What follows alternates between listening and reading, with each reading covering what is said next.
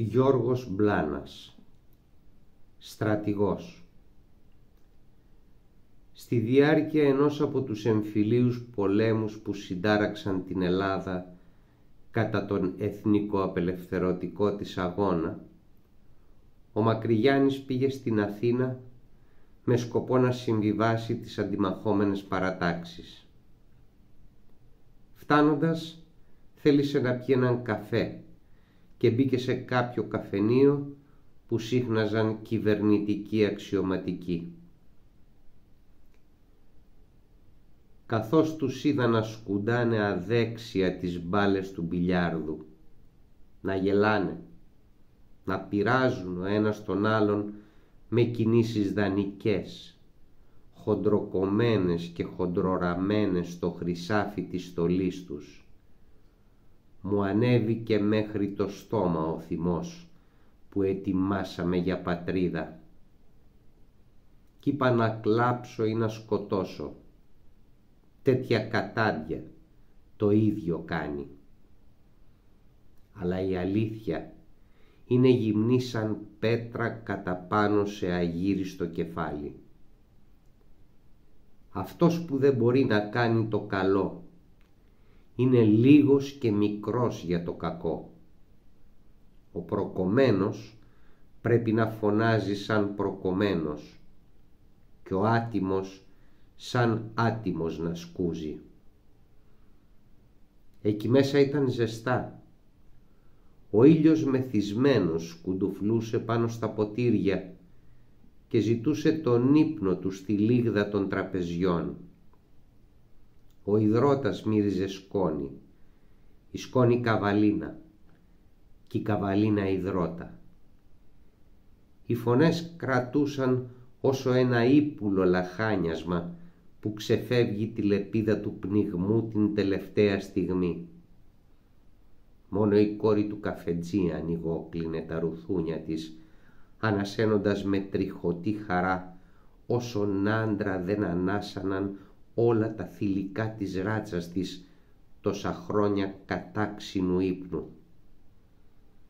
Έξω έβρεχε στρωτά και κοφτερά.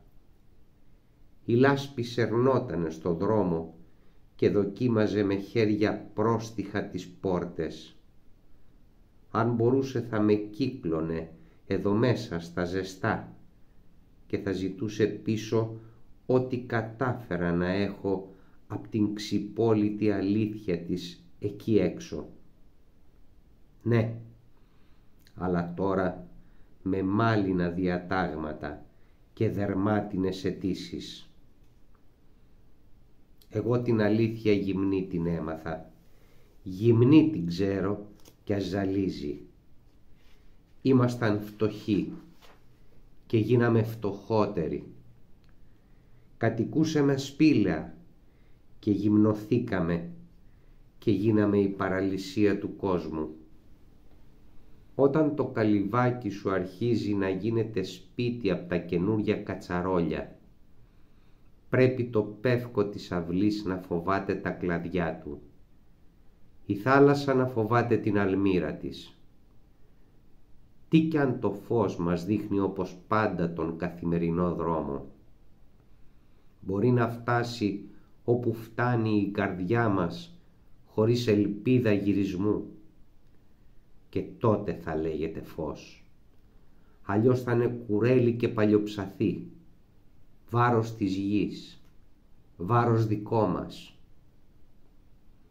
Εγώ έφτιαξα ένα τουφέκι ασημένιο και πιστόλες και έδωσα μια στην καρδιά μου να φτάσει όπου η αγανάκτησή της θα έβρισκε πατρίδα.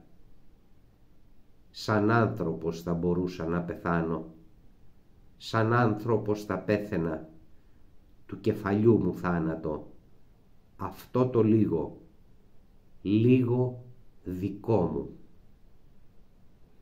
Πέτρες μου πέταξαν πολλές και ακαθαρσίες και βρισιές και μαύρο σκοτάδι από αυτό που τρέφουν μες στην εμφύλια ψυχή τους οι άνθρωποι. Αλλά στο μαύρο χώμα του βουνού με ξύπνησε πρώτη φορά η μάνα μου. είδα το δέντρο να ζηλεύει το φως μέχρι το τελευταίο φύλλο και εκεί κοιμήθηκα την αγρύπνια των πληγών μου. Μια συμμαχία δροσιάς μέχρι να βγει ο πόλεμος που νόμισα ζωή. Τότε φωτίζεται και ο αμαθής, όταν αντέξει το τζιτζίκι να παλεύει με το γυαλί της φωνής του. Μεσημέρι, το πεύκο να κρατάει μια ανάσα γεμάτη κατάρτια κι ούτε ένα χάραγμα πουλί στο γαλάζιο της Ανατολής. Να πατρίδα.